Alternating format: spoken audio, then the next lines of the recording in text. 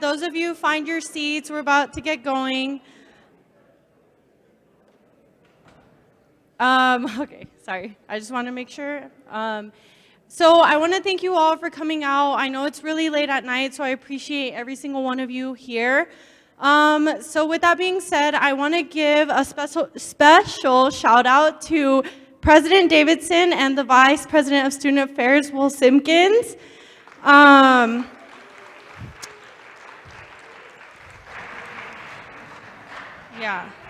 So I hope you're enjoying the good food. So please take a seat, and can we all give a warm welcome to the mayor, Michael B. Hancock, and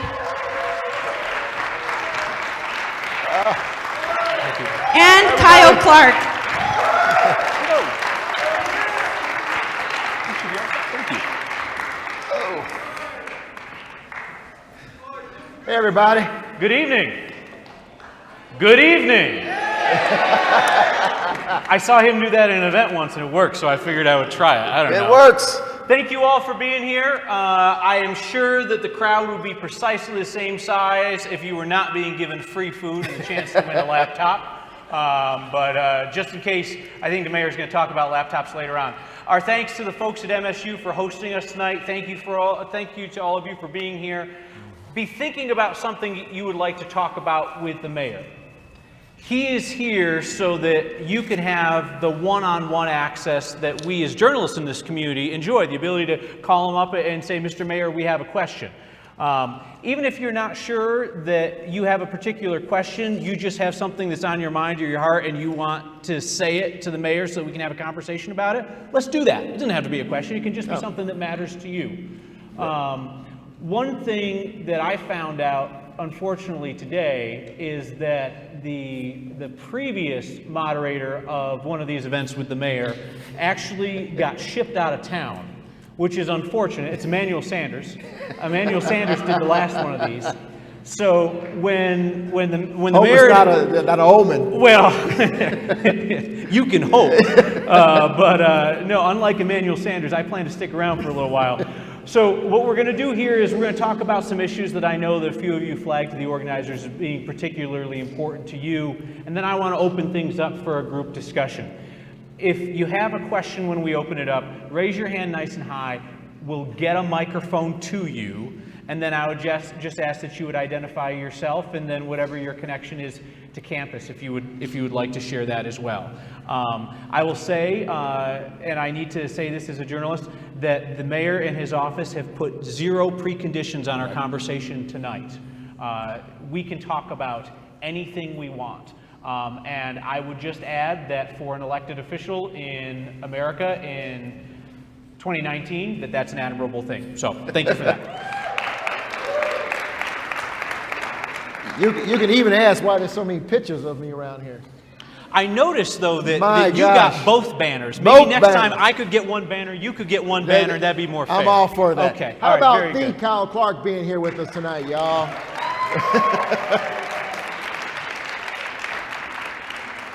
I'm not running for anything. And well, I guess neither are you until we find out something. All right. Hey, is Mikey here? Where's Mikey? Switch chairs? Okay. Mikey's there in the middle. If we can get Sure. a microphone over to Mikey, that would be fantastic. Because, Hey, Kyle, they yes, want us to switch chairs. switch chairs. All right, fantastic. Very good. Musical chairs. How about that? Flexibility. How's that? All right. Is that better? Oh, it's the camera shot. That's why you want it. Oh, All right. that's what that is. All right. That's what that is. Tonight's headline, Mayor Hancock moves to the left. Okay. You're right, my left. That's it's right. the perception of media is what that is. So Mikey's got a question about who's coming to Denver. Yeah, so what is Denver doing to keep and attract millennials? Oh, great question. So, you know, Denver by itself, one, by its location, its active lifestyle, its lifestyle in general in terms of being considered a hip town, you know, kind of just this whole movement from the coastal cities to the inner part of the United States has helped us a lot. But I'll tell you something, Mike. I just returned from a 9-day trip of recruiting businesses to Denver from Australia and New Zealand, excuse me. And when we asked the companies, these are all tech companies that are scaling up in the United States. 4 of the 10 companies we met with committed to coming to Denver while we were there. And I said, why are you choosing? And they were already in search. They were looking at Austin, they were looking at New York, San Francisco, Portland, Seattle, Dallas. I said, why did you choose Denver? They all said the exact same thing. 1, the talent is here. 2, the lifestyle. 3, the business taxing regulations of Denver meet where we need to be. And 4th, they would say, kind of the ability to be outdoors and active year-round makes a world of difference for us in continuing to recruit that talent. And so I think we have a good thing happening here, and we're proud of the fact that we're globally competitive right now.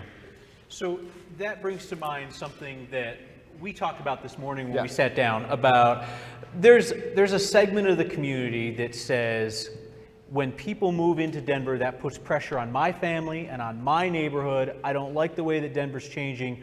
Right. What if we tried to discourage people from coming here? Yeah, history has proven cities that do that die. If you're not growing, you're dying.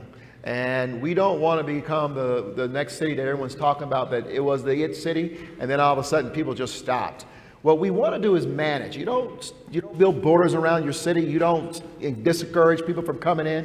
What you do is you put in the right strategic mechanisms to manage the growth. You address the issues of mobility. You give people multimodal options. You build affordable housing. You build density near transit corridors so that people can get to those options. You bring jobs. You keep people gainfully employed, and you make sure they're livable wages. That's how you manage growth. You don't build borders around your city, because ultimately you will kill the city and you cut off the sources that will keep the city moving forward. So we looked for numbers for the people who are moving into Denver, and the most recent numbers that we could find broken down by age group were 2014. But even at that point, 2014, most people moving to Denver, 52% were millennials. They were millennials. Much more than any other age group. Right. So when we talk about Denver's population growing, that's younger people. Right, and that should be something we're very, very proud of, the fact that young people find Denver desirable. And I'm proud of it. Here's the reality. You all are going through school now. You know what I want you to do? I want you to be educated, and I want you to stay in Denver. I'm a father, Kyle. I want my kids who went away for school to be proud to come back home. And that's why I work so hard to bring jobs to the city, jobs that you want to be a part of, and jobs that you see your future in. To me, that's what a dynamic, great city does. You don't try to discourage people from moving into your city. Let's talk about how the people who come here or who decide to stay here can afford to live here. Tasi's got a question. If we can get a hand in the air and a microphone headed that way. Let me ask the room, who knows the median home price in the Denver metro area? Median home price if you want to buy a new home. Shout it out. 300, 400. It's just north of $400,000. Show of hands, who's got $400,000 for their first house? Oh, there's one right there. Congratulations, sir. Yeah. It's a saver. He's a saver is what he is. But that gives you an idea of what people are up against when they're trying to get into the housing market for the first time. Obviously, a lot of you guys know exactly what the real estate market is like. Tati, you want to talk about that? Good evening. My name is Tati. I'm a president of SOAR Colorado, which is a humanitarian nonprofit organization. And I'm pretty new to Colorado, and of course I'm interested in buying a house in the near future. And my question is, what are some steps that the city is taking in order to help us, recent graduates, recent Colorado residents, to own a house? Very good, very good. So first of all, there are a lot of steps we need to take to make sure that this city is affordable for you who are graduating from school. One is we need to make sure there are jobs here for you. Don't you think that's important? And that's one reason why we went on that huge recruiting effort, because it's important that those companies that are scaling up, who are bringing some pretty darn good salaries to Denver, know that you're here, you're getting ready to graduate, and they want you to come work for them, right? 2, we need to make sure that they're paying livable wages. We need to make sure they're competitive, livable wages. And so we ensure that. And then thirdly, production of affordable and attainable, which is that middle market housing, is robust in Denver. And so you not only see the city of Denver playing in that space very robustly, but we have pushed the private sector to play in it as well. And so we're trying to address all of the elements that might encourage you to stay in Denver. Are we asking enough of developers when it comes to affordable housing? I mean, are they really going to walk away and go build in another city if we were to require a lot more affordable housing out of them per project? You know what? I don't know what that trigger is that says to someone or makes someone say, I'm not going to do it in Denver. But I think what's important for us, Kyle, is to continue the conversations and to ask them, what more can I ask of you? But also for us to put some things on the table. This is what I need. How does it feel? How does it make you feel? Does it change your whole performa by putting this demand on you? But the key is to be consistent, be predictable in terms of what we might ask or what areas we might ask of developers to build in Denver. And it's important to keep that conversation up so that we do with them as opposed to not with against them or to them. Because at the end of the day, that collaborative model is more beneficial to all of us to keep the process moving and keep production happening than have them shut off and go somewhere else. I'd like everybody here to be thinking about any questions they might have about housing affordability, about the rental market in Denver and how the city might impact that, because I'm going to ask for your questions in just a minute. And I'd love to return to this topic because I think it's really important to people. You don't have to much more than walk outside the doors of St. Cajetan's to realize the number of folks in this town who are experiencing homelessness. Right. This is an issue that has a recurring impact on the Auraria campus. It has an impact all over downtown and the adjacent neighborhoods and so on and so forth. Is Nadine here with a question about that? Nadine down on the end should be close to a microphone. I want to talk about the issue of folks experiencing homelessness in our city. Good evening. My name is Nadine. Mayor, you know that I've been involved in whether it's initiatives around homelessness on campus, as well as within the community through the Denver Day of Dignity. The city of Denver has kind of gotten a bad rap in some cases around how they've been addressing homelessness, whether it's the street sweeps, whether it's a class action lawsuit, whether it's the failed ability to pass the Right to Rest Act. And so I'm really kind of interested in hearing from you, kind of given that history that we have and given the fact that homelessness continues to rise with the unaffordable housing market and just people being pushed out and not having other options, what is Denver going to do in order to address the issue of homelessness to ensure that people have access to a safe and comfortable place to live? Yeah, thank you, Nadine. I tell you that there is not a more complex issue that we have tried to address in the city of Denver, and we are not going to stop. We're going to have to continue to try to address it from a myriad of angles. One is, of course, the production of affordable housing, accessible housing, as well as continue to expand our shelters. I have, since being mayor, has helped to establish some almost 4,000 more shelter beds in the city since I've been mayor. I have tripled funding for homelessness to help combat the challenge of homelessness. But I'm also someone who is, for good or for bad, someone who also says, you know what, we can always try to address something by addressing the symptoms. We need to get to the heart of why someone might become homeless.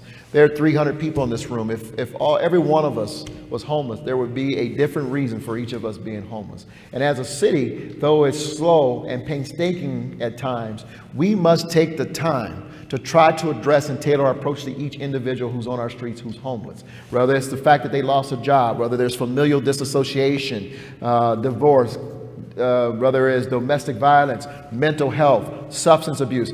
We as a city, not just government, but as a city, community as a whole, must put in mechanisms to try to address and provide access to everyone to address those challenges. The means that I found most effective that we want to expand is under a technical term, social impact bonds. It's where we have built 200, 300 units, and we put in that same unit intensive social services that wrap people with support. That has a higher level of efficacy than anything we've done, and we're going to try to expand and do more of that going forward.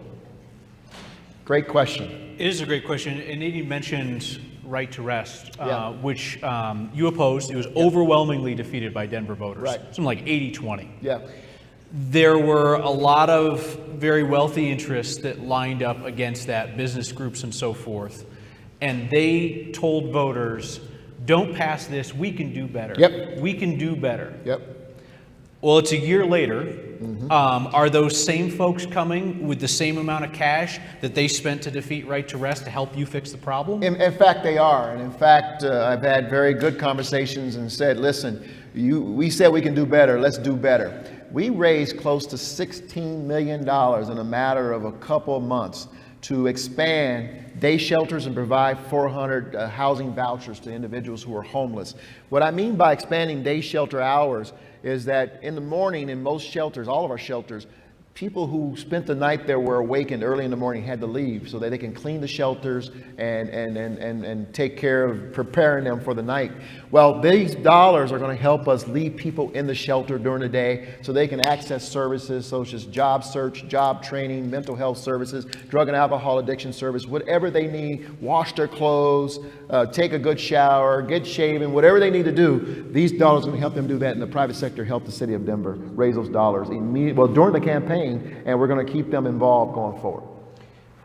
Show of hands, who here in this room, if you feel comfortable saying, has personally experienced homelessness? Would anybody like to share their story and what they think would have made the biggest difference in their situation? Keep that hand up and we'll bring a microphone to you.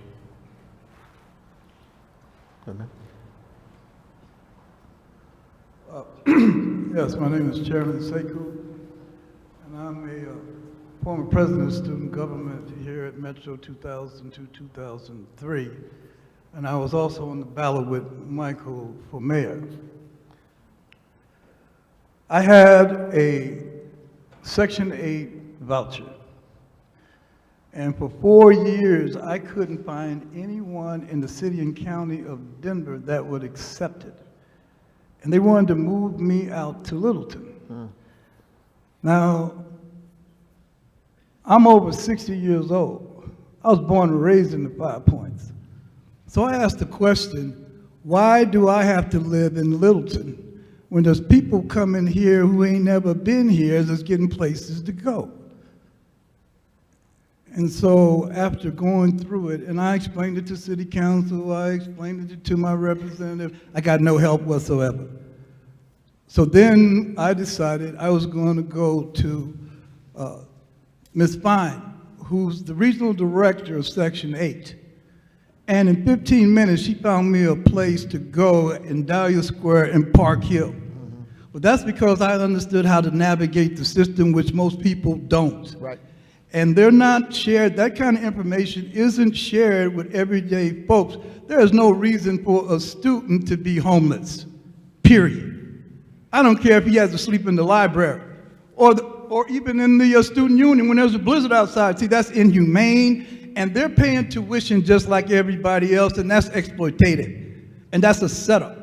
Because you don't invite people to come to a school where there ain't no housing, and you don't have no dormitories on campus, so what do? Then they're under a bridge. Yeah. See, yeah. so what has to happen is this, for real. I'm talking about for real. We need housing for students that they own. And therefore, they can sell their housing to the next student come in, recoup some of the tuition that they paid, and then they can move on down the road because this institution ain't guaranteeing them nothing when they graduate. But you want me to invest $300,000 in a no-return investment? Are you crazy? If I told you, Michael, give me $300,000 in 4 years, I'll give you absolutely nothing, you'd look at me like I was crazy. Let me address the issue of student housing because it's one of the areas, thank you, Sekou, that we are working with officials here on campus to build. There are some projects underway right now, or some efforts to say we got to build more housing, affordable housing for students and faculty, quite frankly. And we're working with them. We don't own the land, and the city doesn't own the land, and so we're working with how we do that. The land we do own, we're making available for affordable housing. Mm-hmm. So actually the row right behind Sekou, there is a woman who told me tonight that she and her son are moving to Littleton in an effort to kind of stay afloat while she is a student here. Would you be willing to share a little bit about your story? Hi, my name is Eva. I'm actually from Grand Junction. I've lived here for about a year, and I moved here for better opportunities for my son because he's autistic with ADHD, and we're from Grand Junction. There's not a lot out there. I almost became homeless as of last month. The only thing that saved me was the refund I got from school. That's what kept the roof over me and my son's head. Yeah. I have applied multiple times to Section 8 housing, and I get repeatedly told I don't qualify because I'm a full-time student and my son's a full-time student. I do work a full-time job at a local hospital as a cashier and I'm also a certified medical assistant, and I am here at the school putting myself through nursing school on my own. Oh, bless your heart. How are you fixing this? Because I live off of Colfax, and I pay $1,000 a month for a one-bedroom house that is filled with mice and rats, because parents like us, you have so many single parents out here that are having to go to slumlords just to put a roof over our kids' head. Yeah. And I told Kyle, I have to move out to Littleton to my boyfriend's parents' house just to keep a roof over my son's head. So Yeah. I literally have to pull him out of school and put him in a different school, and I'm gonna have to travel 45 minutes for work and school every day. Yeah, thank you for sharing your story. And I'll tell you that there is not a priority that's higher on my list today than housing and more affordable housing. The city, by the way, will not address this issue all by itself. We are working with the private sector to do it. But I'll tell you that we have, and I forgot the number, but I can tell you right now, for example, there's some 1,400 affordable housing units that are under construction right now in the city of Denver.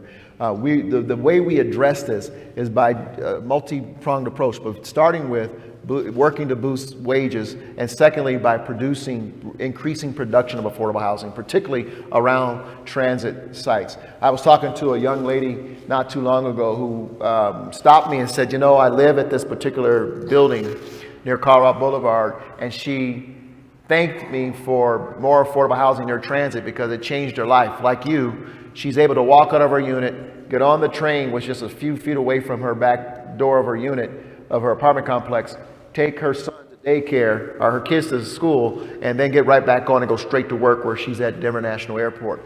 Those are the things that transform lives, and that's really what we're doing in the city of Denver. We've been at it since 2012.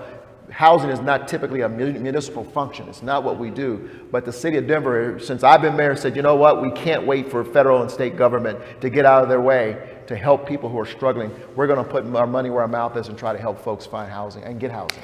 You talked about that connection between affordable housing and transit. How do we locate it near transit? Mm-hmm. Show of hands, how many folks use mass transit to get to campus? Yeah. That's the majority. Yeah.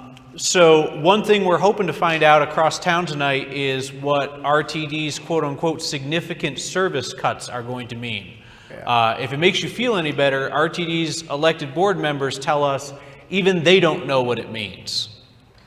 So we're still waiting to find out what that means. But we understand that at the end of the day, you've got to be able to rely on transit to get you where you need to go. Where's Juan David? Juan David, we want to talk about transit. You shoot a hand, there you are. So for folks who are not super familiar with how transit works, in the city of Denver, like most other places, your fare does not cover the cost of your trip. It chips in for the cost of your trip. So there are some people who say, well, we should raise the cost of transit, and then that way we could do more things or pay for it. Juan David's thinking maybe we ought to move in the other direction. Let's hear from you, sir. Hello there. My name is Juan David, and I'm curious on what measures we're implementing in order either to make it more affordable or in the future perhaps make some of it free, and what Denver is doing to also make it more efficient for public transportation. I'd love to hear more on that. Well, first of all, Navi, let me just say you got a cool name. That is a pretty cool name. You know, transportation in Denver is separate from city government in the sense that the mayor doesn't control. There's a separately, independently elected board under the RTD, a regional transportation district, who hires its leadership and staff. But we do work with them as closely as we can to encourage convenience, reliability, and affordability, right? And so it was my administration that pushed for this low-income pass that just went through the RTD board. And the reason why we did that was, anyone in this room have what we call the My Denver card? Some of you have it. You don't have a My Denver card. Yeah. So this is for young people 5 to 18, okay? And the reason why we did that is because that My Denver card is free. And we have been pushing to make public transportation free for all young people who had the My Denver card. And so they weren't quite ready to go that direction, although we did this summer make it free for young people. They did a study and came back with a low income fare. But what we're also doing is in November, and I'll ask all of you to consider supporting it, we are going to the ballot. We all get to go vote for Denver to create the Department of Transportation. In that bill, it allows for the Department of Transportation, where they see gaps and need, we can create a transit system for just the city of Denver as part of, in conjunction with RTD does, to create a more affordable, more reliable, more convenient sense of transportation. And so we are working very hard with them to try to address all of those issues. Let me say this in closing very quick, Kyle, is we call it a serious breach when someone pays more than 30% of their take-home pay for mortgage or rent, okay? This lady who's paying $1,000 a month for her rent, she's probably part of the majority of Denverites who are paying more than 30% of their take-home. When you add cost of transportation, if you don't have access to affordable, reliable, and convenient transportation, it probably balloons the two of them together, housing and transportation, to 45% or more of your take-home pay. That is not okay. And that's why we're working on giving people options, and we're trying to bring down the cost of transportation as well as provide affordable housing. It seems to me that transportation is probably one of the issues that, regardless of people's political ideologies or viewpoints, they get that it's a big deal, that the current situation is not working, and that we have to do something to fix it. Right. What are the big things that are standing in our way from doing big things in transit? You'll hear people say, well, you know, Denver was built after the automobile, so it's a car city. It's always going to be a car city. Is that reality? Is that an excuse? And that's part of it, because I think there's also a generational challenge. You know, people older, and I say older, I'm talking about baby boomers and above. So it's not old, I'm just saying older folks, they are more automobile centric. I am a Generation Xer, so I'm 50 years old. I am in between. I learned how to drive, couldn't wait to turn 16 to get my driver's license and take off, right? And so the next generation, which is the Millennial Generation, who's that? All right.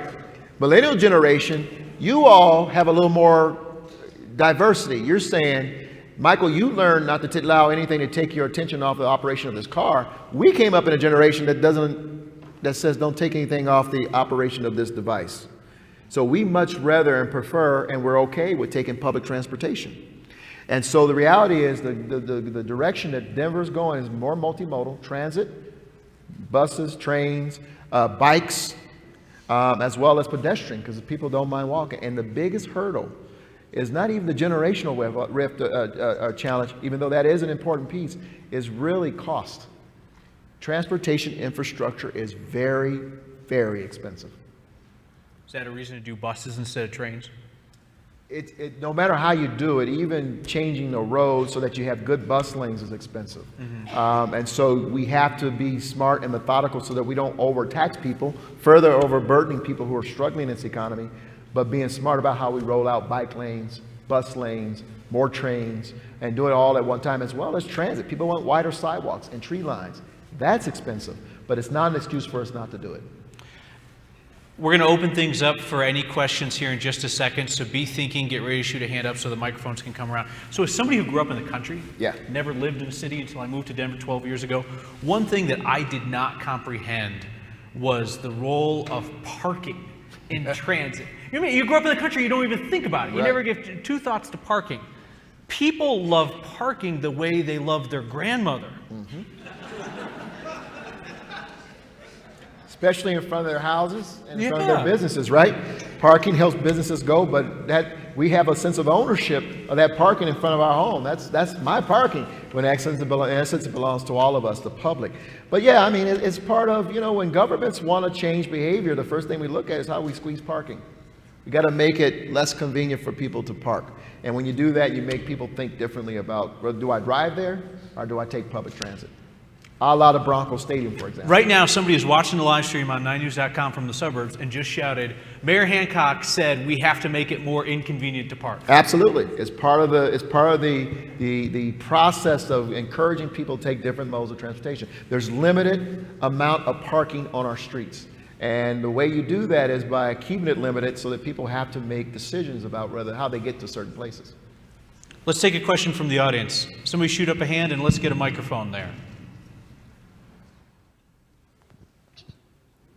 We got it? Whoever's got a microphone, go right ahead. Oh, there you go. Yes. Hi, my name is Ola Kukoi. Where is she? Can you stand up so we can see you? That's hard to find you. There you go. Okay. All right. Hi, my name is Ola Kukoi. I'm a CU alumni. I'm also a CU advocate.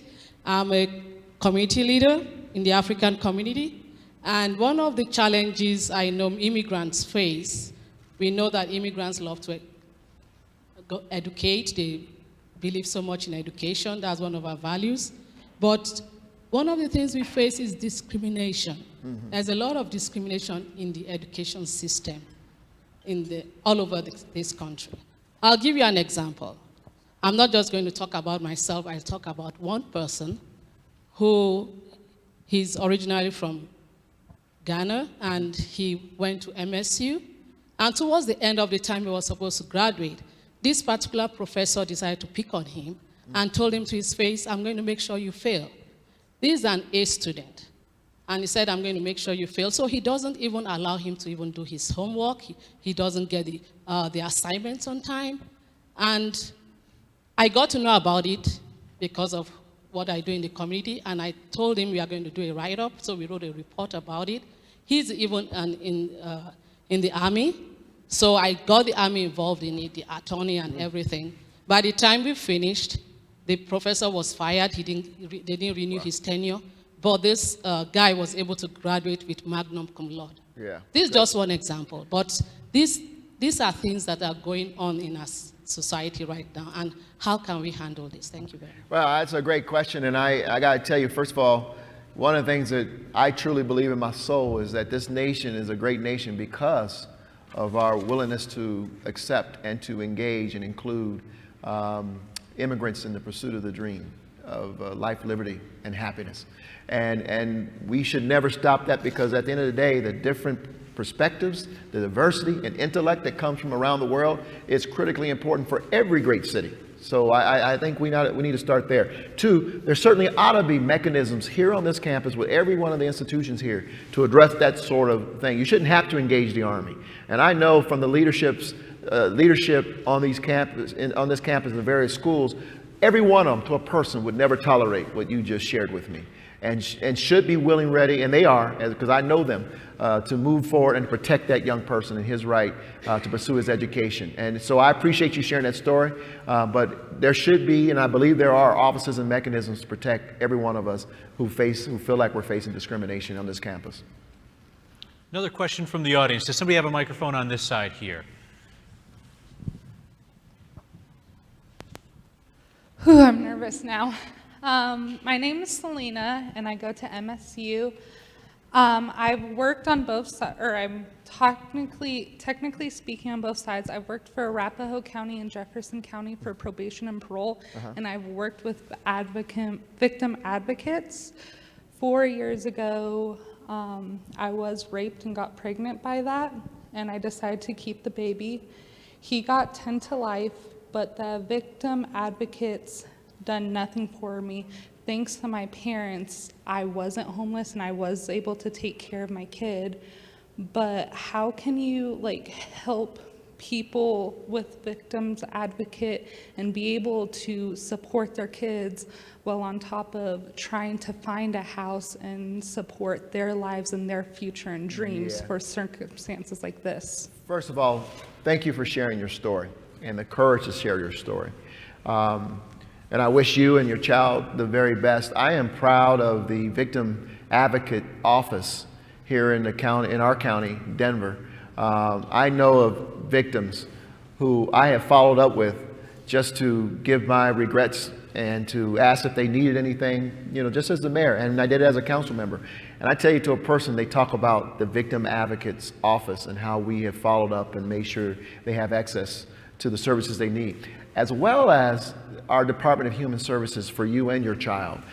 If you're in Denver, or if you haven't come in contact with them, if you're a Denver resident, I encourage you to visit with them. And if you're in the county, still in Arapahoe or Jefferson, I encourage you to reach out to their county human services, because that's where those services are available and should be available for you and your child.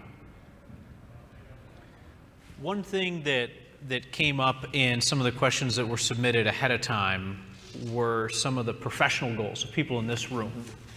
Who here considers themselves to be an entrepreneur now or would like to be in the future? I'm going to put my hand up on that. All right.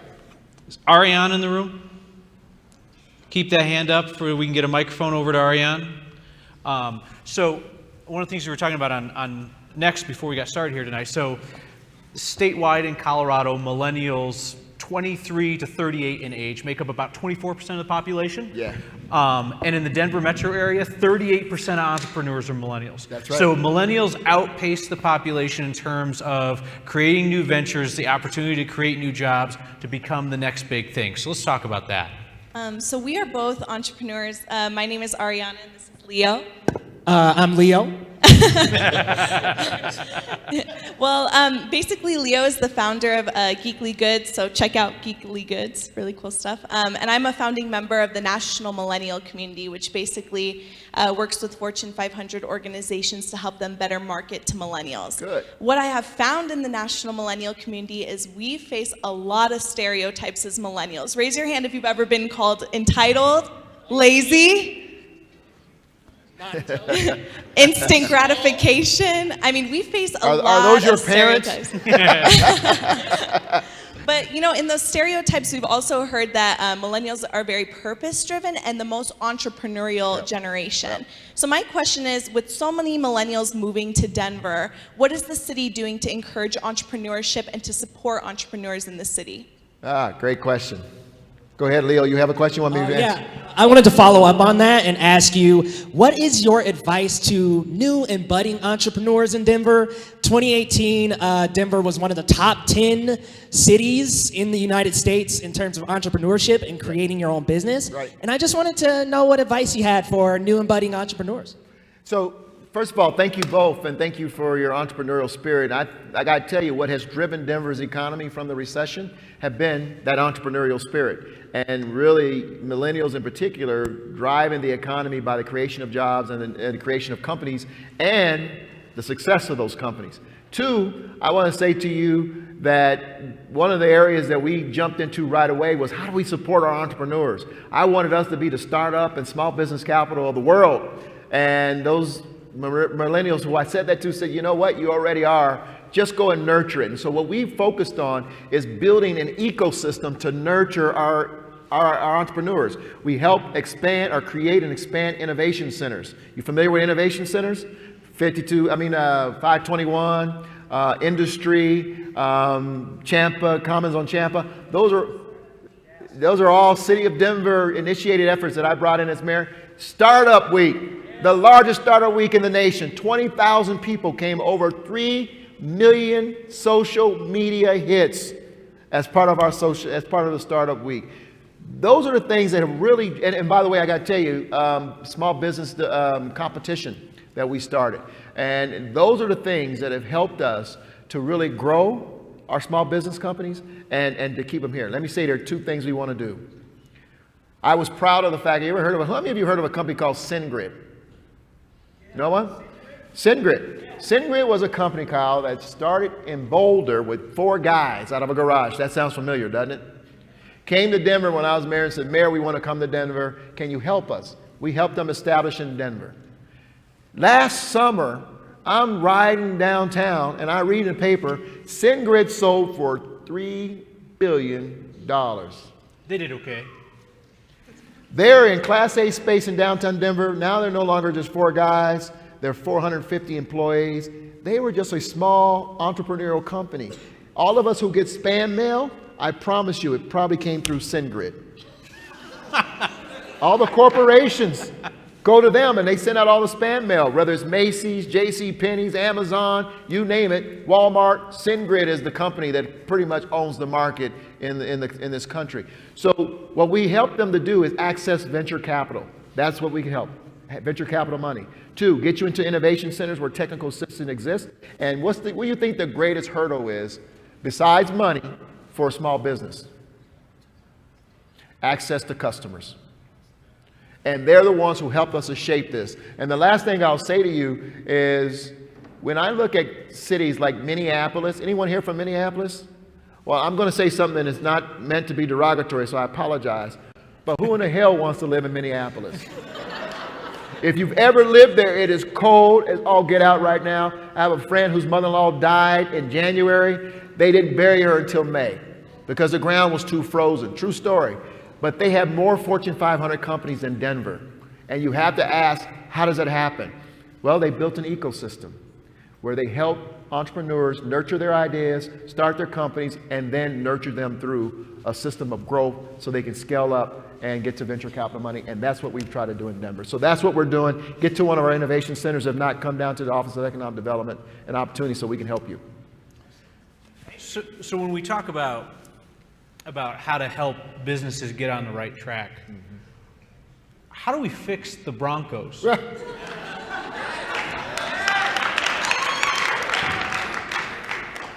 Y'all really want to know how we fix the Broncos?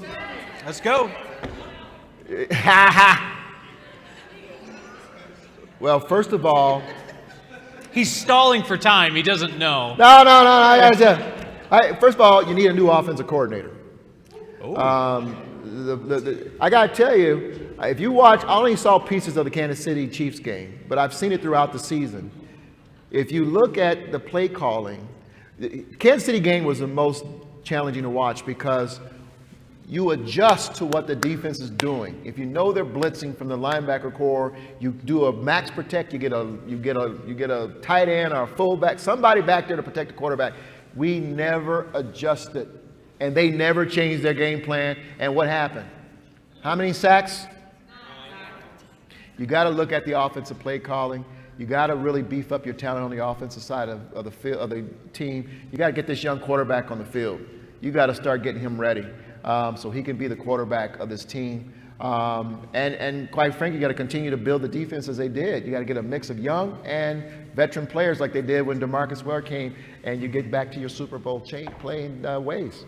So it strikes me, we were talking about this morning, that whether you're running the Broncos or whether you're, working on a small business you're trying to start up, like, nobody wants to be the person in charge to say we're on the wrong track. You know what I mean? Like that, it puts people off and it makes people uncomfortable. And it seems like, from my perspective, John Elway doesn't want to be the guy to say, all right, well, this is done. Give me another 3 years and let me see what I can cook up. So let me ask, from your perspective, as somebody who has led teams and tried to lead people in a direction, can you think of a time when you had to step back and say, we're on the wrong track? If we keep going, we are not going to get a better result. I know people have put their blood, sweat, and tears into this, but we got to go in a different direction. Oh, absolutely. And particularly when it comes to recruiting talent, what did we do wrong?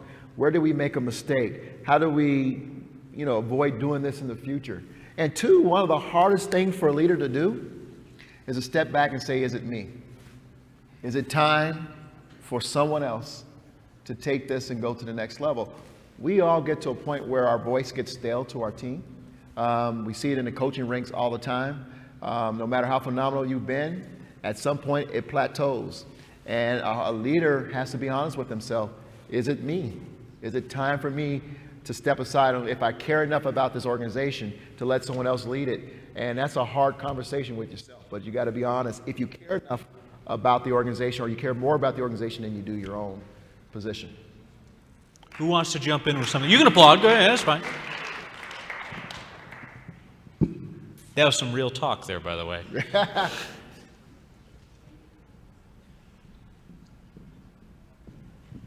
All right. My name is Perry. I am a grad student at CU Denver. Tell them what school you go to. CU Denver. What graduate school of? School of Public Affairs. Shout out there. 95, baby. So CU Denver recently revealed a research model that identifies which U.S. neighborhoods are most likely to gentrify. They found that policies, among other factors, had one of the greatest impacts on gentrification. So what policies do you and your administration have in place or in the works to curb the gentrification and displacement Denver communities are experiencing? Yeah, I appreciate that. In 2013, we conducted the first gentrification study, as we can tell, in Denver's history, to determine why neighborhoods were shifting. And as a native of the city and having grown up here watching some of our neighborhoods change, I wanted to know, why were these neighborhoods shifting? What was causing this dynamic? And what we found that there were some neighborhoods that were already gentrified, some that were in process of being gentrified, and others that were at risk of being gentrified. And then we solicited or engaged other experts to help us better understand what gentrification is all about and what causes it. And better understanding what causes it help us to prevent it a little more and to protect residents of vulnerable neighborhoods. For example, I arrived at the idea that we can improve our neighborhoods without displacing people. Because one of the things that, when I had a lady come up to me in Westwood and said, please don't bring a rec center to our neighborhood, because I don't want to be displaced. She literally said that to me. And I'm like, are you kidding me? We can bring a rec center here, and we should have the audacity to believe that you can stay in place in this neighborhood and benefit from that rec center. So we got to dispel this conversation. Don't improve, don't invest, because it only attracts people who can afford more to come into our neighborhood. So first and foremost. Two, we got to understand that sometimes there is a direct impact and a drive of gentrification displacement based on public policy. Meaning I'm going to build a swimming pool, rec center, library. We're going to bring hospitals. We're going to bring business cluster. We got to understand what all that means and then move in and protect residents. And that's what we're doing now. So our neighborhood equity and stabilization team, better known as NEST, is designed to study neighborhoods, watch for investment that's happening, and then move in with the proper services to protect residents who may be vulnerable. And it's not all the same. Some neighborhoods may have more older adults there who are on fixed income, and we got to bring different services for them. Some might be just low income, and we've got to make sure that we're bringing better training, job wages, but also techniques on how to protect themselves against rising prices. When you look around the city now, what are the neighborhoods that you're most worried about? Neighborhoods like Westwood, Sun Valley, Montbello, of course, Globeville, Auraria, Swansea are neighborhoods that are seeing dramatic change right now, that we are active in those neighborhoods right now to do everything we can to protect residents. Another question from the audience. I got a question for you. No. You know, it's your show. We're just sitting here, so. So I was talking to a young lady named Vitalia, right here, who is a journalism major. Yeah. And I said, you know what, Colin and I had a conversation about in the sector today. You know, and I said, you know, I hope you have a secondary study that helps boost and back up what you're doing. Show the students your philosophy around young people who are studying journalism. My daughter is a broadcast journalism major who graduates from CSU in May. It was my minor. I started as a major until they told me you might end up in Duluth, Iowa. I said, we won't be doing that. What's your philosophy Duluth, we got Minneapolis. Let's hope you never try to run for anything there.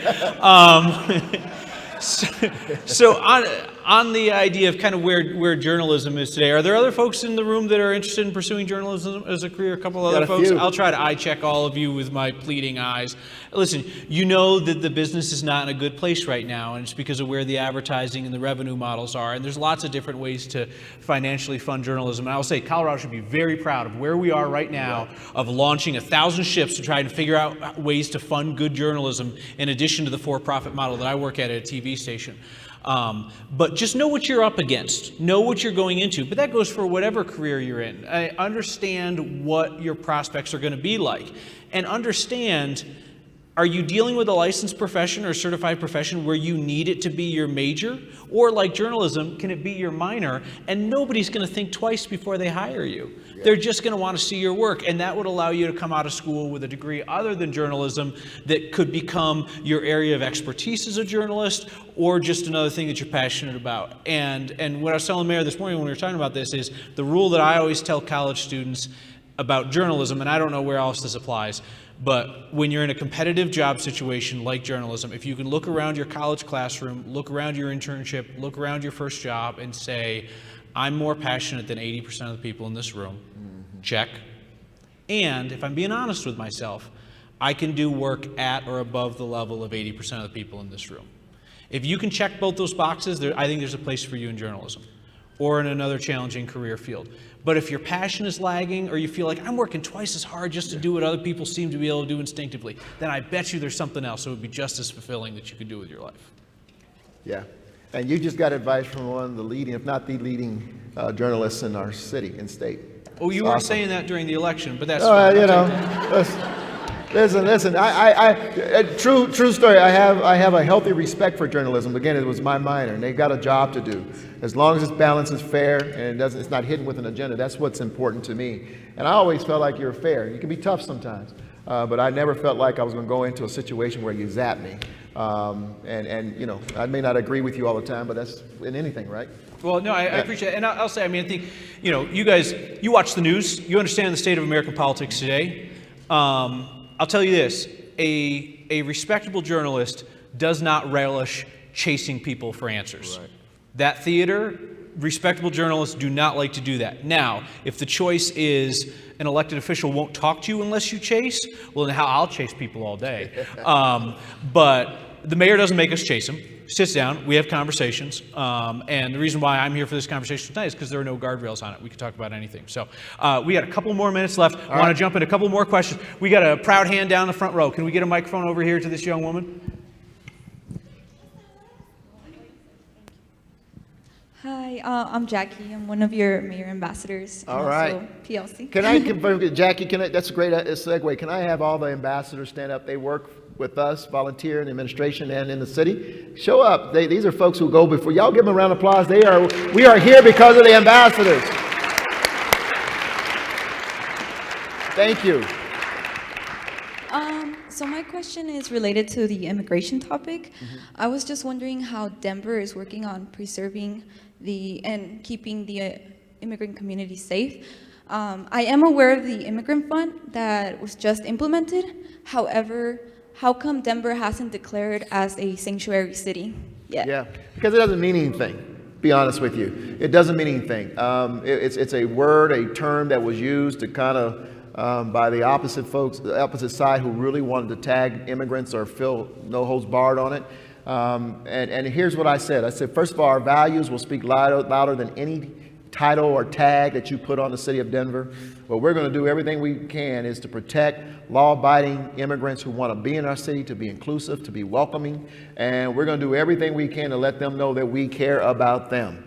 And that's what we've done. And so then I signed an executive order that forbade city employees from cooperating with federal officials, federal ICE in particular, when we did, in terms of giving identity and status when it's not needed for us to render that service. Police shouldn't be asking you about your status.